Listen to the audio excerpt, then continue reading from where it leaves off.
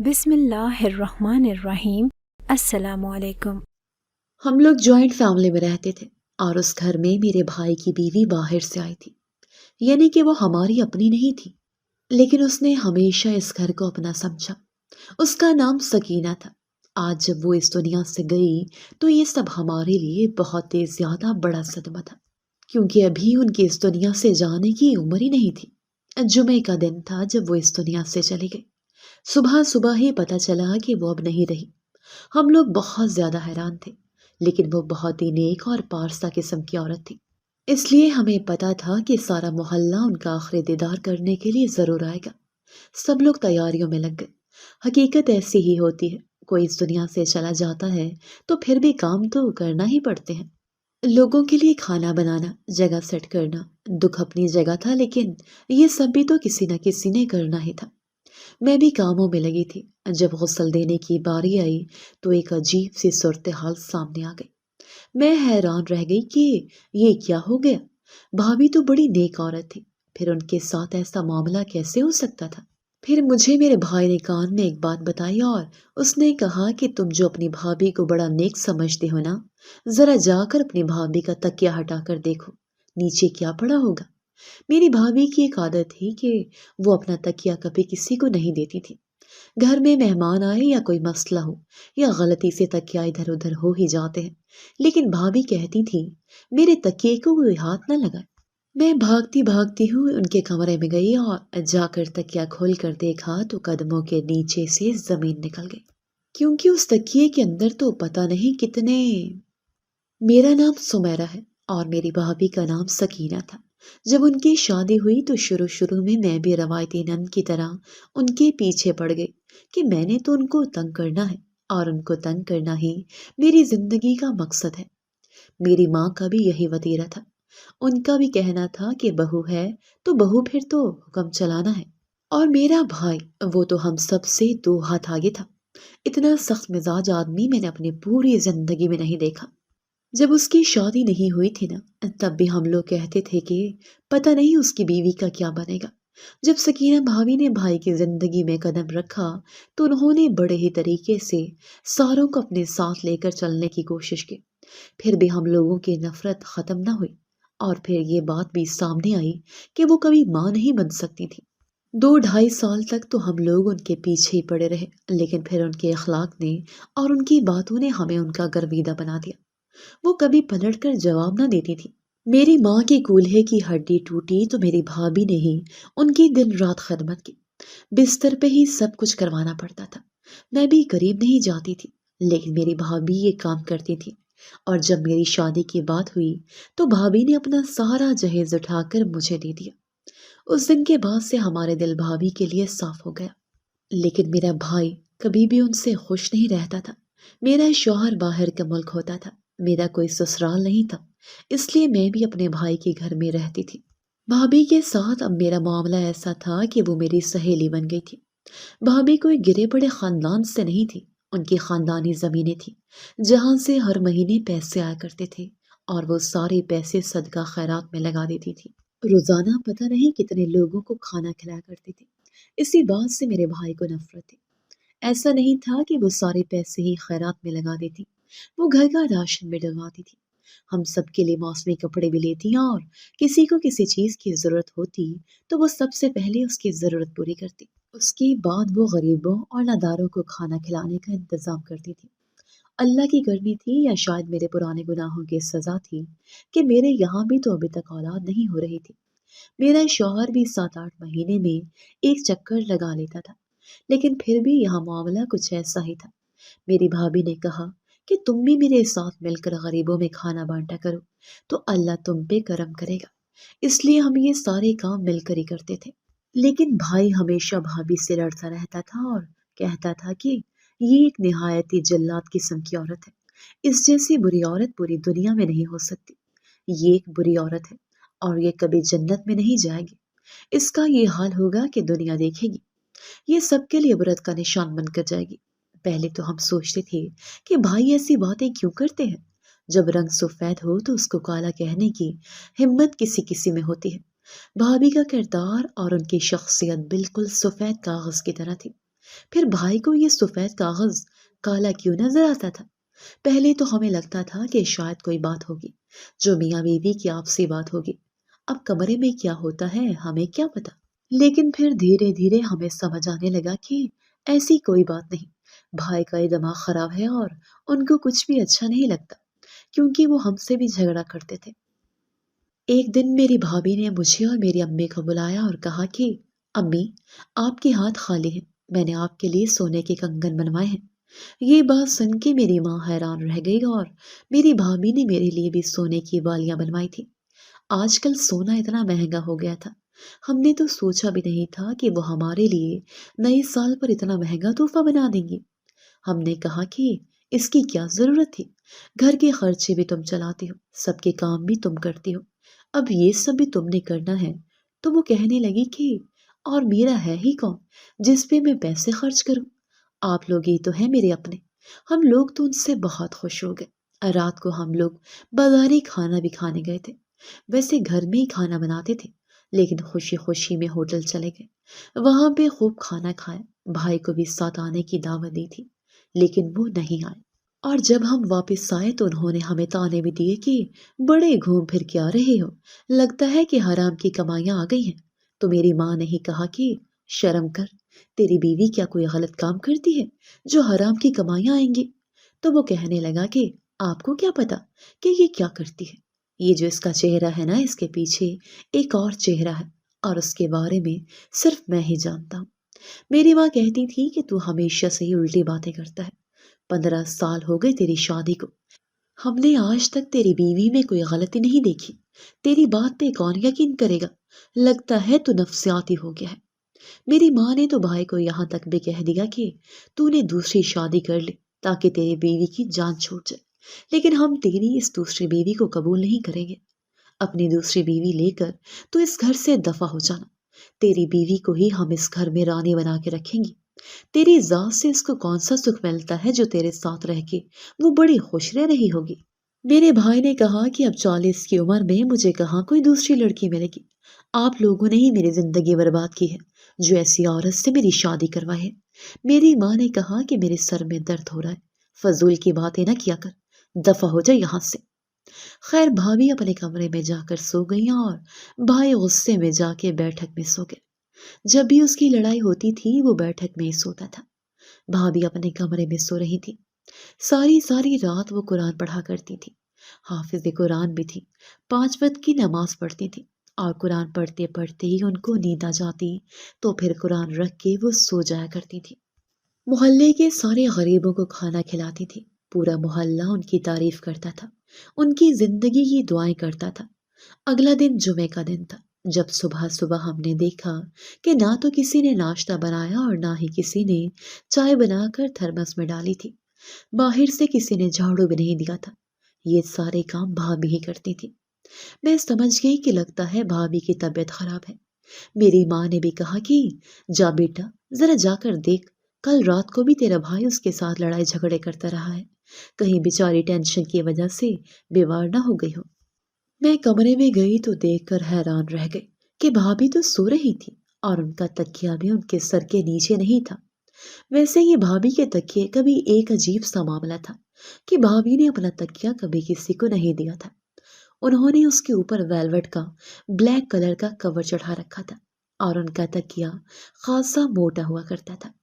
کبھی گھر میں مہمان آتے تو کوئی تکیہ ادھر ادھر ہو ہی جاتے ہیں، لیکن بھابھی کہتی تھی کہ میرے تکیے کو کوئی ہاتھ بھی نہ لگائے، وہ ہمارے ساتھ بہت اچھی تھی، ان کے خلاف بھی بہت اچھے تھے، لیکن جیسے ہی کوئی تکیے کو ہاتھ لگاتا تھا تو وہ پریشان ہو جاتی تھی۔ آج وہ تکیہ زمین پہ گرا پڑا تھا، لیکن جیسے ہی میں نے بھابھی کی طرف دیکھا مجھے کچھ گڑبڑ لگی۔ وہ مجھے سوئی ہوئی تو بالکل نہیں لگ رہی تھی، ان کی حالت کچھ عجیب سی لگ رہی تھی، ان کا سر پیچھے کی طرف لٹکا ہوا تھا۔ ایسے کون سوتا ہے بھلا؟ انسان تو تب سوتا ہے جب اس کا جسم پرسکون حالت میں آ جاتا ہے۔ میں نے بھابھی کو ہلایا تو بھابھی اٹھ نہیں رہی تھی۔ تھوڑی دیر کے بعد میرے منہ سے چیخیں نکلنا شروع ہو گئی۔ میری ماں اور میرا بھائی بھاگا بھاگا آیا کہ کیا ہوا۔ ہم نے بھائی کو چیک کیا تو بھابھی تو اس دنیا میں نہیں تھی، وہ اس دنیا سے جا چکی تھی۔ ہم سب کے لیے یہ صدمہ اتنا بڑا تھا کہ میں بتا نہیں سکتی۔ میری ماں نے تو اپنا سر پکڑ لیا، بیٹھ کر پھوٹ پھوٹ کر رونے لگی۔ میرا بھائی بھی حیران رہ گیا، میری آنکھوں سے تو آنسو نہ رکتے تھے۔ بس اس کے بعد وہی جو ایک میت والے گھر میں ہوتا ہے کہ لوگوں کو بلایا جائے، فون کیے جائے۔ بھابھی کے تو کوئی خاص رشتے دار نہیں تھے، کچھ دوست احباب ہی تھے، باقی ہمارا خاندان بہت بڑا تھا۔ فون کرنے کا سلسلہ شروع ہو گیا تھا۔ بھابھی کی میت کو اٹھا کر اچھے سے ایک چارپائی پہ رکھ دیا گیا۔ ابھی غسل کا بھی انتظام کرنا تھا اور پتہ نہیں کیا کیا کام تھے۔ ادھر صدمہ اتنا بڑا تھا کہ آنسو نہ رکتے تھے، اور ادھر کام بھی زیادہ تھے، کیونکہ جو عورت روزانہ اتنے سارے غریبوں کو کھانا کھلاتی تھی کہ اب وہ سارے غریب اس کی میت پر نہ آتے۔ ظاہر ہے سب نے ان کا آخری دیدار کرنے کے لیے آنا ہی تھا۔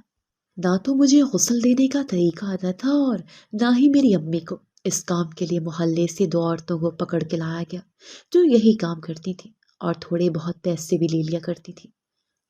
پر ان کو جب پتا چلا کہ سکینہ باجی اس دنیا میں نہیں رہی، سب ان کو سکینہ باجی ہی کہتے تھے، تو کہنے لگی کہ ہم کوئی پیسہ نہیں لیں گے، ان کو غسل دینا تو ہمارے لیے اعزاز کی بات ہوگی۔ لیکن جو بھی ہوا بہت ہی برا ہوا۔ ابھی ان کی عمر ہی کیا تھی اس دنیا سے جانے کی۔ سب کو رزق اللہ دیتا ہے، لیکن رزق کا ذریعہ بھی تو کوئی نہ کوئی بنتا ہے۔ ہمارا تو رزق کا ذریعہ ہی ختم ہو گیا۔ اب اللہ ہمارے پہ کرم کرے۔ ہم غریبوں کو تو وہی کھانا کھلاتی تھی، کیا کریں گے ہم لوگ؟ سب لوگ بھی بہت زیادہ اداس تھے۔ آہستہ آہستہ گھر میں لوگ بھرنے لگے اور ادھر غسل کا انتظام ہونے لگا۔ پانی وغیرہ گرم ہو رہا تھا۔ آج جمعے کا دن تھا۔ سب نے کہا کہ یہ عورت تو ویسے ہی جنتی ہے اور جمعے کے دن اس دنیا سے گئی ہے، یہ سیدھی جنت میں جائے گی۔ اس لیے اور بھی لوگ ان کا دیدار کرنے کے لیے آنا چاہتے تھے۔ سب کا خیال تھا کہ ایسی نیک عورت کے چہرے پر کتنا نور ہوگا، سب وہ چہرہ دیکھنا چاہتے تھے۔ میں بھائی کو ڈھونڈ رہی تھی کیونکہ مجھے پیسے چاہیے تھے۔ وہ دیگوں والا پیسے مانگ رہا تھا۔ میرا بھائی پتہ نہیں کہاں تھا۔ پھر میں نے دیکھا میرا بھائی گھر کے کونے میں کھڑا تھا۔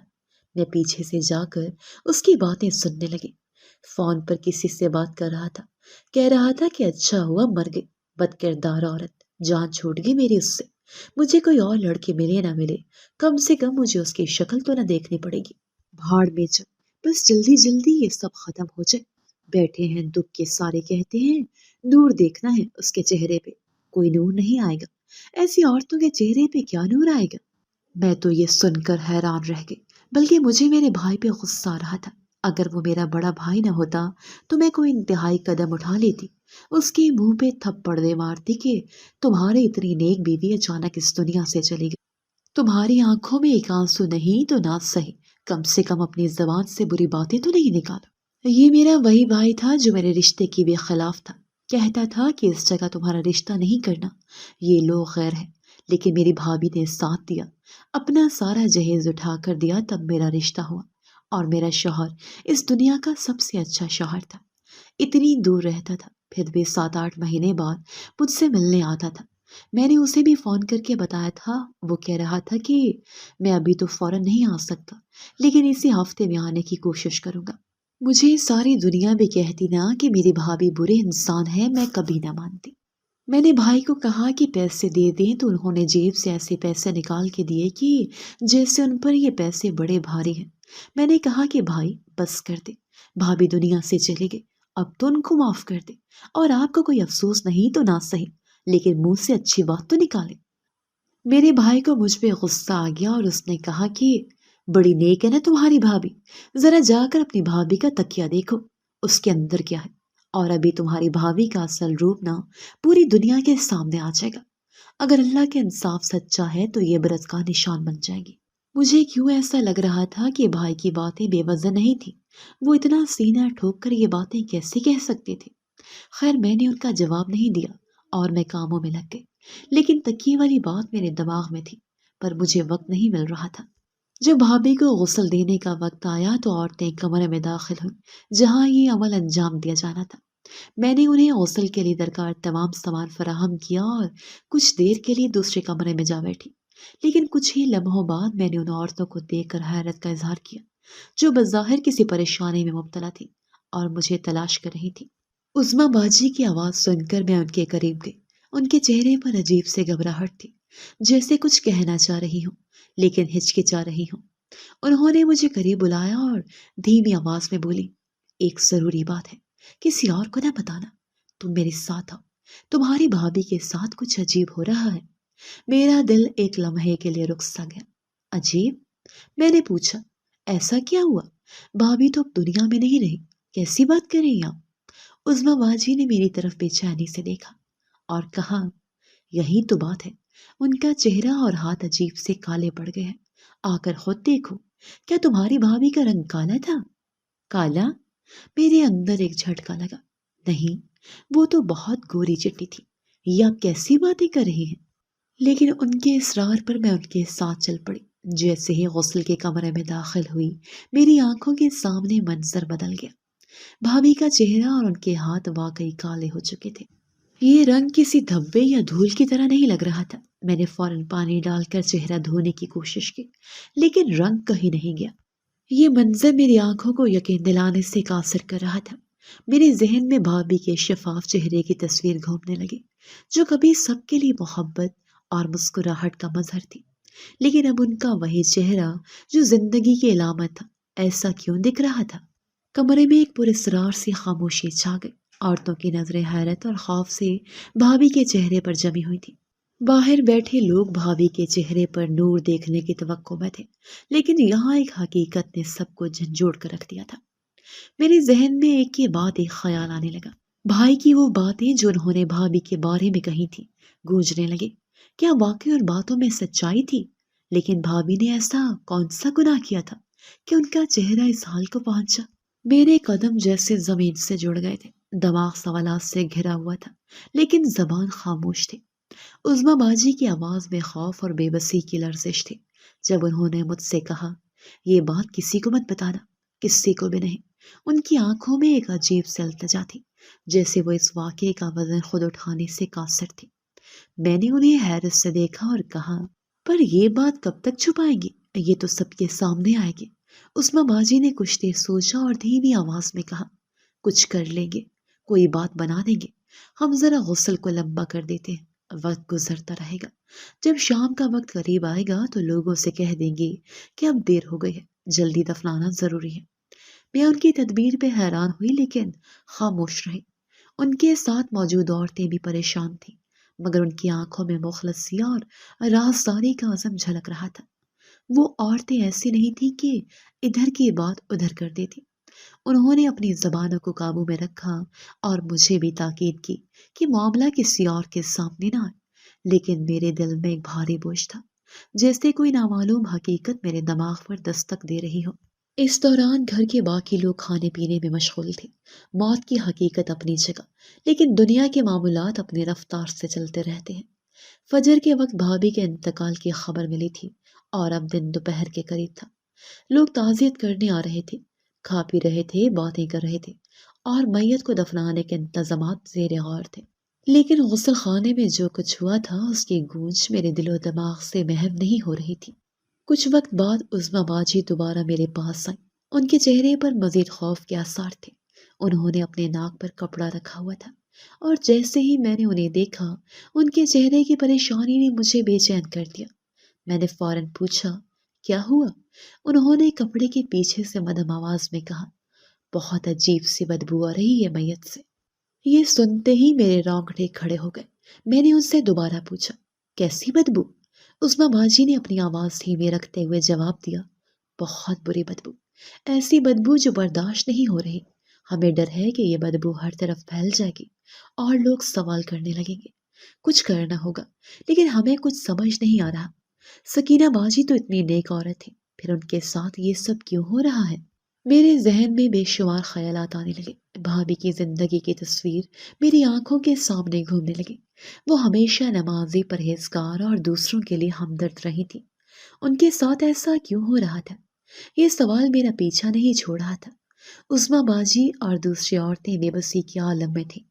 وہ بار بار مجھ سے مشورہ مانگ رہی تھی، لیکن میں خود حیرت اور خوف میں مبتلا تھی۔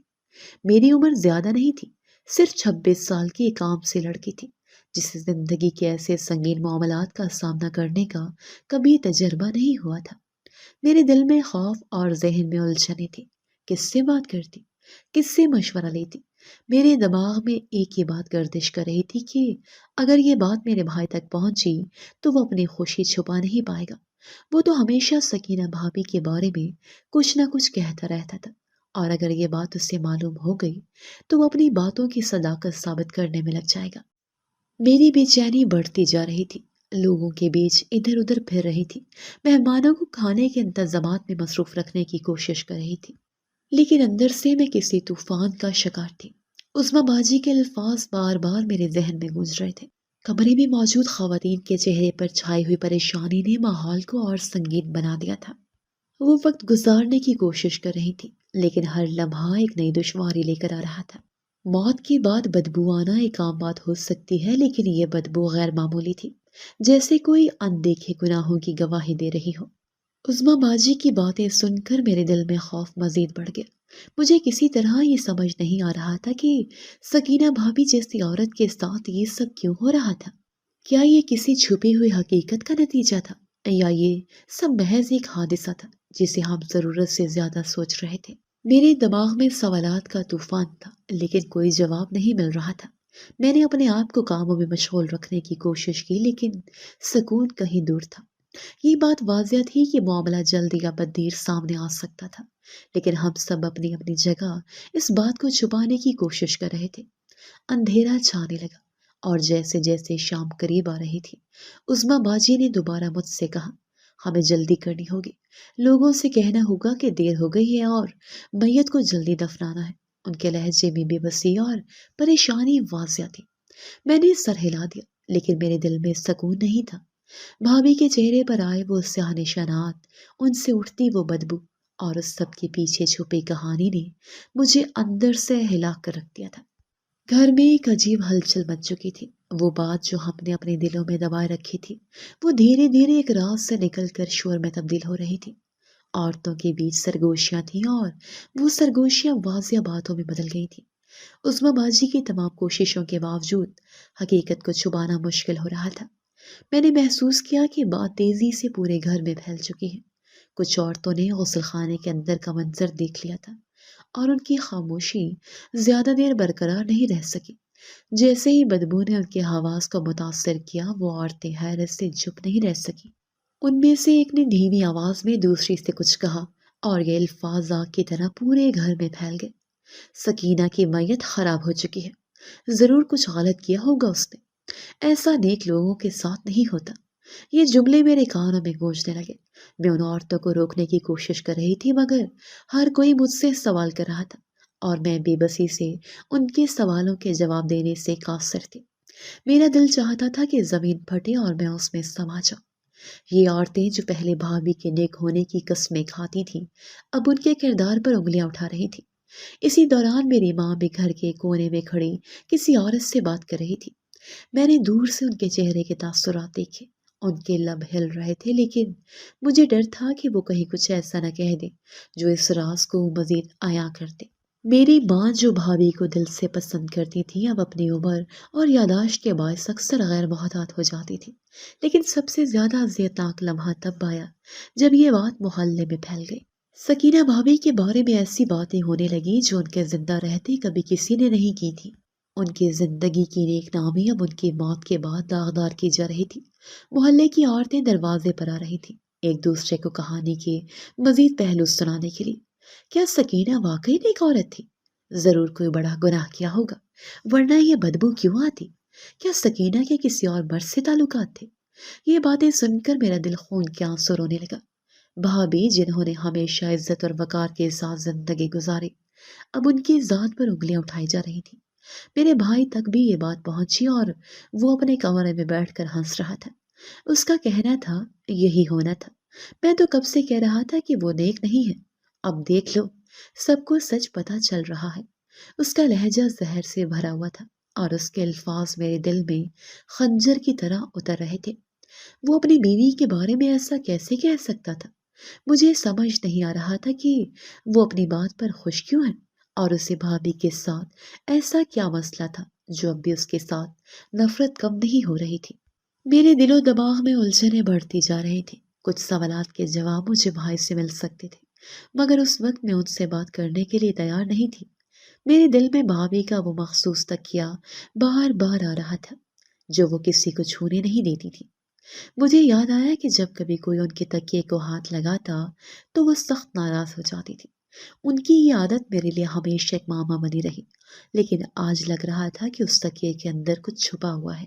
محلے والوں کے سوالات، عورتوں کی سرگوشیاں اور بھائی کی نفرت سے بھری باتیں سب میرے ذہن میں گونج رہی تھی۔ میں ان سب باتوں سے جان چھڑانا چاہتی تھی۔ مجھے ایسا لگا جیسے بھابھی کے کمرے میں ہی میرے سارے سوالات کے جواب چھپے ہوں۔ میں نے جلدی سے اپنے قدم بھابھی کے کمرے کی طرف بڑھائے۔ کمرہ اس وقت خالی تھا۔ میں نے جلدی سے دروازہ بند کیا اور کنڈی لگا دی۔ دل کی دھڑکنیں تیز تھی اور میرے ہاتھ کانپ رہے تھے۔ میں نے ارد گرد دیکھا۔ کمرے میں بھابھی کے کپڑے، زیور اور ان کے استعمال کی دیگر چیزیں ترتیب سے رکھی ہوئی تھی۔ سب کچھ ویسا ہی تھا جیسا انہوں نے چھوڑا تھا۔ میری نظریں فوراً ان کے بستر کی طرف گئیں۔ وہی تکیہ جسے وہ کسی کو ہاتھ نہیں لگانے دیتی تھی، وہی موجود تھا۔ میں نے اسے اٹھایا۔ تکیہ نرم تھا، لیکن اس کے اندر کچھ بھاری محسوس ہو رہا تھا۔ میرے دل میں خوف اور تجسس کا طوفان برپا تھا۔ میں نے دھیرے سے تکیے کے غلاف کا زپ کھولا، اندر جھانک کر دیکھا، لیکن کچھ خاص نظر نہیں آیا۔ میں نے تکیے کے اندر ہاتھ ڈال کر تلاش کرنا شروع کیا۔ اچانک میرے ہاتھ ایک لفافے پر جا پہنچے۔ دل کی دھڑکن جیسے رک سی گئی۔ لفافہ پرانا اور مٹیالہ تھا، لیکن محفوظ حالت میں تھا۔ میں نے دھیرے سے اسے نکالا اور کھولا۔ اس کے اندر کئی صفحات تھے جن پر ہاتھ سے لکھا ہوا کچھ موجود تھا۔ میری آنکھوں کے سامنے دھند چھانے لگی اور میں نے بے صبری سے ان صفحات کو پڑھنے کی کوشش کی۔ شاید یہ وہ راز تھا جس نے بھابھی کو ہمیشہ بے چین رکھا، اور شاید یہی وہ حقیقت تھی جو ان کے انتقال کے بعد سامنے آ رہی تھی۔ میں نے ان صفحات کو دیکھنا شروع کر دیا جس سے یہ بھابھی کی زندگی کی داستان لکھی تھی، جو انہوں نے خود ہی لکھی تھی۔ میں جلدی جلدی پڑھ رہی تھی۔ شروع سے کچھ ایسی باتیں لکھی تھی کہ ان کا شوہر کبھی بھی ان کی بات نہیں مانتا تو اور ہمیشہ دوسری عورتوں کے ساتھ مصروف رہتا تھا، اور جو پیسے ان کے پاس آتے وہ ان کی زمینوں سے نہیں آیا کرتے تھے، بلکہ ان کا باپ ان کے لیے بھیجا کرتا تھا، جو کہ انسانی اسمگلنگ کا کام کیا کرتا تھا، اور انسانی اسمگلنگ میں عورتوں کا ہی کام ہوتا ہے۔ بھابھی نے لکھا تھا کہ میں اپنے باپ کو روک نہیں سکتی تھی۔ وہ پہلے شروع میں پیسے بھیجتا تو میں ان پیسوں کو آگ لگا دیتی تھی، لیکن پھر میں نے ان پیسوں کو انسانوں کو کھانا کھلانے میں استعمال کرنا شروع کر دیا کہ چلو کسی کا پیٹ تو بھر جائے گا۔ لیکن پورا دن میں یہی سوچتی رہتی کہ میں بھی اس گناہ میں حصے دار ہوں، کیونکہ میں کسی کو یہ نہیں بتا رہی تھی کہ میرا باپ یہ کام کرتا تھا۔ اگر میں پولیس کو یا کسی اور کو بتا دیتی تو شاید وہ میرے باپ کو روک لیتی۔ بھابھی نے ایک صفحے پر یہ بھی لکھا تھا کہ میرے شوہر کو اس بارے میں پتہ چل گیا ہے۔ اب وہ کہتا ہے کہ تم یہ پیسے لوگوں میں نہیں اڑاؤ، بلکہ مجھے دے دو۔ میں ان پیسوں سے کاروبار کروں گا، اور میں اس کو سمجھانا چاہتی ہوں کہ یہ پیسے باہر جاتے ہیں تو باہر ہی چلے جاتے ہیں۔ اگر تم ان پیسوں سے کاروبار کرو گے تو کاروبار بھی تمہارا ہوگا، اور پھر پیسے گھر میں بھی لگیں گے تو ہم سب اس گناہ کا حصہ بن جائیں گے۔ بھابھی نے لکھا تھا کہ جب سے میں نے اپنے شوہر کو انکار کیا تب سے وہ میرے دشمن ہو گیا، مجھے بری باتیں کرتا ہے، تانے دیتا ہے۔ بھابھی نے یہ بھی لکھا تھا کہ میرے شوہر نے مجھے پیسے دینے بند کر دیے۔ اب مجبوری میں مجھے یہی پیسے گھر میں لگانے پڑیں گے، گھر کا راشن لینا پڑے گا۔ میری نند ہے، میری ساس ہے، میں ان کو بھوکا تو نہیں سونے دے سکتی۔ یہ میرے دل کی باتیں ہیں، کبھی کسی کے ہاتھ نہ لگ جائے، اسی لیے تکیے کے خلاف میں رکھتی ہوں، لیکن مجھے لگتا ہے کہ میرا انجام اچھا نہیں ہوگا۔ میں نیکی کرنے کی بہت کوشش کر رہی ہوں، لیکن پھر بھی نہیں ہو پا رہی۔ جیسے جیسے میں یہ سب کچھ پڑھتی جا رہی تھی میں حیران ہوتی جا رہی تھی، اور پھر مجھے سب سے آخری والا پیج پڑھنے کا دل کیا، جس میں لکھا تھا کہ یہ اس دن کا صفحہ تھا جب ہم لوگ باہر کھانا کھانے کے لیے گئے تھے۔ بھابھی نے لکھا تھا کہ اب میں تنگ آ گئی ہوں، یہ کام اور نہیں کروں گی، میں اس دنیا سے جا رہی ہوں۔ میں ساری زندگی سیاہ کو سفید کرنے کی کوشش میں لگی رہی، لیکن وہ پھر بھی نہ ہوا۔ میرا شوہر بھی مجھ سے دور ہو گیا اور میں اپنی نظروں میں بھی گر گئی۔ اب میرا جو بھی انجام ہو مجھے پرواہ نہیں ہے، بس میں اس سلسلے کو ختم کر دوں گی، چلی جاؤں گی۔ میں اپنی نند کو سب کچھ دے دیا، آخری پیسوں سے اس کو میں نے سونے کی بالیاں بنوا کے دے دی ہیں، اور میری ساس کو سونے کے کنگن۔ ہو سکتا ہے کبھی زندگی میں ان کو ضرورت ہو تو وہ انہیں چیزوں کو بیچ کر اپنی ضرورت پوری کر لے، کیونکہ ان کا بیٹا تو ویسے بھی ان کے لیے کچھ نہیں کرتا۔ یہ ساری بھابھی کے دل کی باتیں تھی۔ میں پڑھتی جا رہی تھی، میری آنکھوں سے آنسو بہتے جا رہے تھے۔ اس کا مطلب کہ بھابھی نے خود اپنے ساتھ یہ سب کچھ کیا تھا، لیکن پھر بھی مجھے وہ اس معاملے میں اتنی گناہگار نہیں لگ رہی تھی۔ پھر بھی ان کے ساتھ اتنا برا کیوں ہو رہا تھا؟ ابھی بھی میرے سوالات کے جواب مجھے نہیں ملے تھے، بات کلیئر نہیں ہوئی تھی۔ میری بھابھی کے بارے میں لوگوں نے بڑی باتیں کی، سب کو پتہ چل گیا کہ آپ لوگوں کی باتیں تو ویسے بھی عروج پہ تھی، لیکن ہم لوگ کچھ نہیں کر سکتے تھے۔ جلدی جلدی غسل کا مرحلہ مکمل کیا، کفن وغیرہ پہنایا، کوئی بھی ہم ان کی شکل نہیں دیکھنا چاہتا تھا۔ آدھے لوگ تو چلے بھی گئے تھے، میت کو قبرستان بھیج دیا۔ سب کہہ رہے تھے کہ اگر یہ معاملہ ہے تو پھر قبر بھی میت کو قبول نہیں کرے گی، لیکن ایسا کچھ نہیں ہوا۔ قبر نے میت کو قبول کر لیا اور بھابھی کی کفن دفن کا انتظام مکمل ہو گیا۔ بھابھی کی میت گھر سے گئی تو وہ بدبو بھی گھر سے چلی گئی۔ بھابھی کے خلاف لوگوں نے دل کھول کے باتیں کی اور 4-5 سال گزر گئے۔ میرا بھائی بہت زیادہ بیمار رہنے لگا اور میرے یہاں بھی اولاد ہو گئی۔ میری امی بھی بیمار تھی، بستر پہ پڑ گئی، اسی لیے میں ابھی ان کا خیال کرنے کے لیے اسی گھر میں رکی ہوئی تھی، ورنہ میں یہاں سے چلی جاتی۔ میرے شوہر نے کہا کہ ماں ہے تمہاری تو اس کا خیال کرو، باقی پھر دیکھتے ہیں کیا کرنا ہے۔ جب ایک دن میرے بھائی کی حالت بڑی خراب ہو گئی، وہ اپنی زندگی کی آخری سانس سے لینے لگا، تو اس نے مجھے ایک راز بتایا جس کو سن کر میں حیران رہ گئی۔ بس پھر وقت گزرنے لگا، کیونکہ وقت کو تو کوئی روک نہیں پاتا۔ وقت کی اچھی بات یہی ہوتی ہے کہ اچھا ہو یا برا ہو، گزر ہی جاتا ہے۔ گھر کے حالات وقت کے ساتھ ساتھ بدلتے جا رہے تھے، لیکن وہ بدبو، وہ چہمگوئیاں اور وہ سیاہ دھبے جو سکینہ بھابھی کی موت کے وقت ان کے ساتھ جڑے تھے، کبھی نہ بھولنے والے نقوش بن کر ذہن میں نقش ہو چکے تھے۔ محلے میں سکینہ بھابھی کا ذکر اب بھی کسی نہ کسی موقع پر نکل ہی آتا، اور ہر بار ان کے کردار پر ایک نئی تہمت لگائی جاتی۔ وقت نے ہمارے زخموں پر مرہم رکھنے کی کوشش کی، لیکن ان باتوں کا اثر ہمیشہ محسوس ہوتا رہا۔ بھابھی کی وفات کو 4-5 سال بیت چکے تھے۔ اس عرصے میں بہت کچھ بدل گیا۔ میری زندگی میں ایک نیا رنگ تب آیا جب اللہ نے مجھے اولاد کی نعمت سے نوازا۔ بچے کی آمد نے میری توجہ بہت سی تلخ یادوں سے ہٹا دی، لیکن ان کا مکمل طور پر مٹنا ممکن نہ تھا۔ میرے بھائی کی صحت رفتہ رفتہ خراب ہونے لگی تھی، وہ اکثر بیمار رہنے لگا اور دن بدن کمزور ہوتا جا رہا تھا۔ ان کی حالت دیکھ کر دل میں عجیب سی بے چینی ہوتی، لیکن وہ ہمیشہ اپنی بیماری کو معمولی کہہ کر ڈال دیتا تھا۔ اسی دوران ہماری ماں بھی بیمار ہو گئی۔ وہ زیادہ تر وقت پر بستر میں رہتی تھی اور ان کی دیکھ بھال میرے ذمہ آ گئی۔ میری شادی کے بعد میں نے سوچا تھا کہ شوہر کے ساتھ الگ رہوں گی، لیکن ماں کی حالت اور بھائی کی بیماری نے مجھے مجبور کر دیا کہ میں اسی گھر میں رکی رہوں۔ میرے شوہر نے بھی میری مجبوری کو سمجھا اور کہا، ماں ہے تمہاری، ان کا خیال رکھو، باقی سب کچھ بعد میں دیکھ لیں گے۔ ماں کی بیماری کے ساتھ ساتھ گھر کا ماحول بھی مایوسی اور بوجھل پن کا شکار ہو گیا تھا۔ بھائی کی حالت دن بدن خراب ہوتی جا رہی تھی، کبھی بخار، کبھی کھانسی اور کبھی سینے میں درد کی شکایت۔ ڈاکٹروں نے کہا کہ اس کی حالت زیادہ خراب ہے اور شاید زیادہ دن زندہ نہ رہ سکے۔ یہ سن کر دل کو ایک دھچکا لگا، لیکن میں نے خود کو حوصلہ دیا اور اس کے قریب رہ کر اس کا خیال رکھنے کی کوشش کرتی رہی۔ ایک دن بھائی کی حالت انتہائی خراب ہو گئی۔ وہ اپنے کمرے میں بستر پر لیٹا ہوا تھا، سانس لینے میں مشکل ہو رہی تھی۔ میں نے فوراً ڈاکٹر کو بلانے کی کوشش کی، لیکن وہ وقت پر نہ پہنچ سکا۔ بھائی کی سانسیں مدھم ہو رہی تھیں اور وہ بار بار مجھے آواز دے رہا تھا، سائرہ میرے قریب آ، اس نے کمزور آواز میں کہا۔ میں اس کے قریب جا کر بیٹھ گئی۔ اس کی آنکھوں میں عجیب سی وحشت اور بے چینی نظر آ رہی تھی۔ اس کے چہرے پر ماضی کا سارا بوجھ صاف دکھائی دے رہا تھا۔ سائرہ، میں تمہیں ایک بات بتانا چاہتا ہوں، ایک راز۔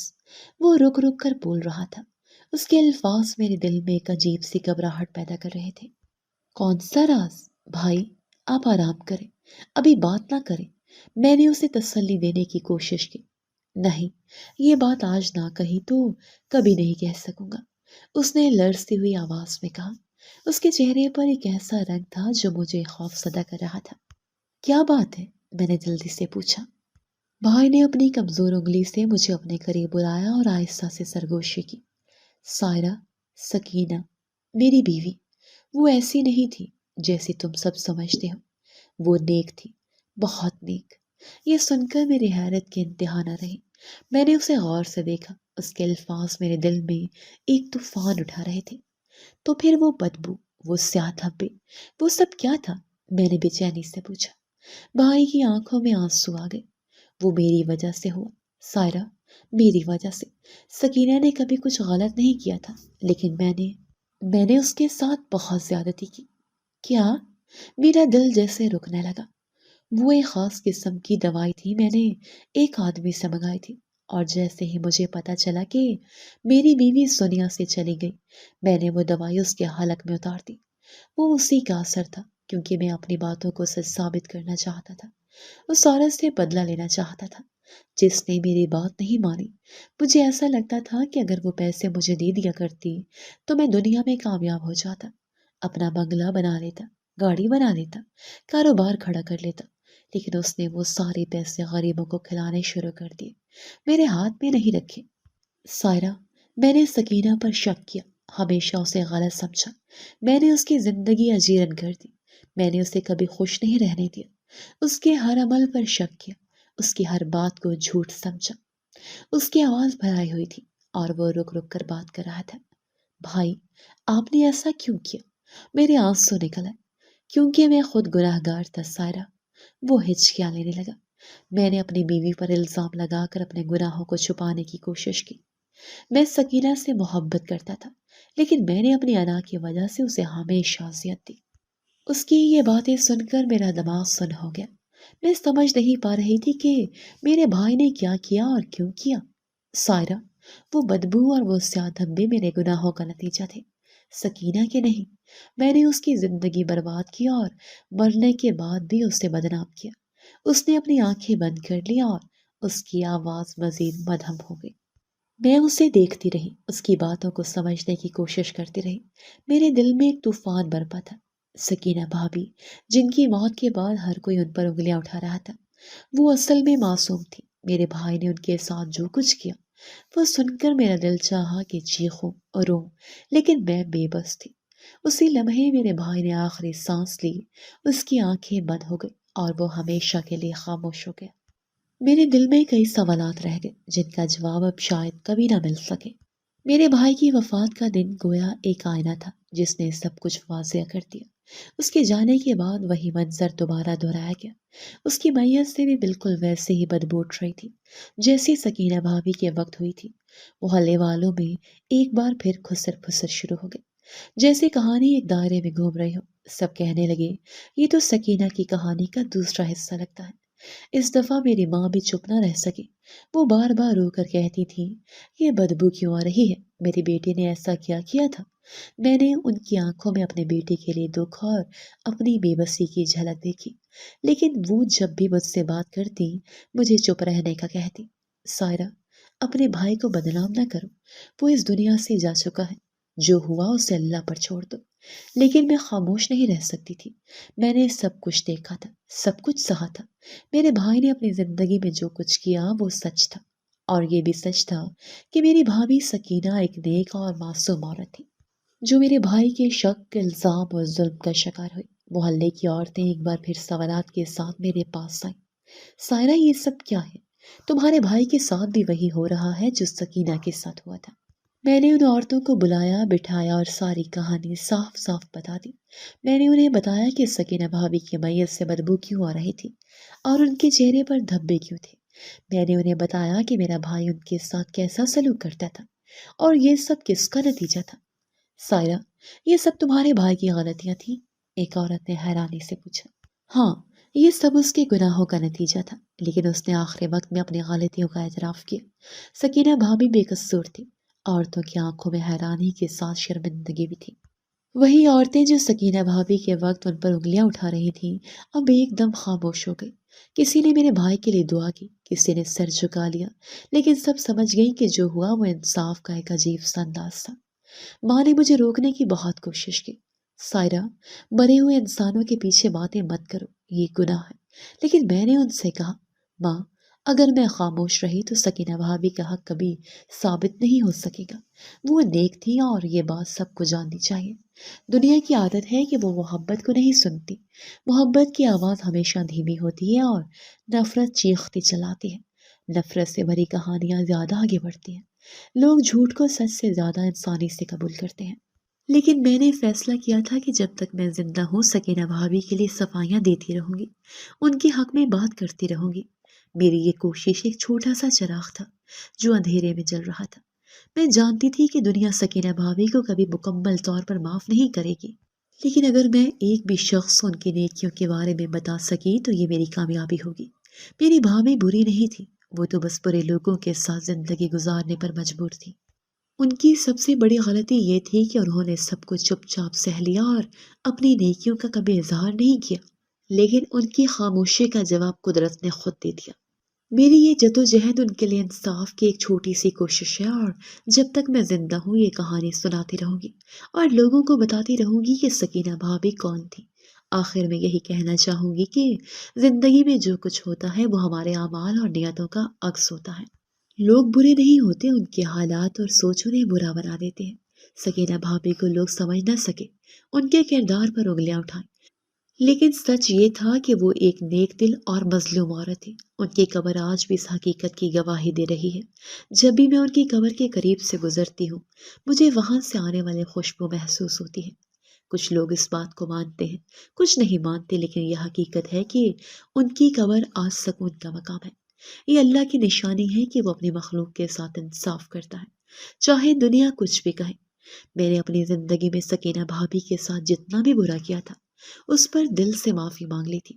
میں نے ان کے بارے میں جو غلط سوچا، جو ان کے حق میں بات نہیں کی، ان سب چیزوں کا کفارہ ادا کرنے کی کوشش کی ہے۔ یہی شاید وجہ ہے کہ ان کی یاد آج میرے دل میں کسی زخم کی طرح نہیں بلکہ ایک درس کی طرح ہے۔ اب میرے یہاں ایک بیٹی پیدا ہوئی ہے اور میں نے اس کا نام سکینہ رکھا ہے۔ یہ نام میری بھابھی کی یادگار ہے، ایک نشان کہ میں ان کی مظلومیت کو کبھی بھول نہیں سکتی۔ میری دعا ہے کہ میری بیٹی سکینہ بھابھی کی طرح نرم دل، صابرہ اور نیک بنے، لیکن اسے ان حالات کا سامنا نہ کرنا پڑے جو بھابھی کو کرنے پڑے۔ یہ کہانی ختم نہیں ہوئی، یہ ایک سبق ہے جو میں اپنے دل میں لے کر جی رہی ہوں۔ لوگوں کی باتیں کبھی ختم نہیں ہوتی، جیسے بھابھی کے وقت تھی ویسے ہی آج بھی ہیں، لیکن جو سکون مجھے یہ جان کر ملتا ہے کہ میں نے سچائی کے لیے آواز اٹھائی وہ کسی بھی دنیاوی سکون سے بڑھ کر ہے۔ میرے دل میں ہمیشہ یہ دعا رہے گی کہ اللہ سب کے ساتھ انصاف کرے، لوگوں کو سمجھ دے کہ وہ دوسروں پر انگلی اٹھانے سے پہلے اپنے اعمال کا جائزہ لیں۔ سکینہ بھابھی کی یاد ہمیشہ میرے دل میں زندہ رہے گی، اور ان کی مظلومیت کا پیغام میں ہمیشہ اپنی باتوں اور اعمال کے ذریعے زندہ رکھوں گی۔ اگر آپ کو ہماری یہ کہانی اچھی لگی ہے تو ہماری کہانی کو لائک کیجیے، اور اس طرح کی مزید کہانیاں سننے کے لیے ہمارے چینل کو سبسکرائب کیجیے۔ کہانی سننے کا شکریہ۔ آپ سے ملاقات ہوگی اگلی ویڈیو میں، تب تک کے لیے اللہ حافظ۔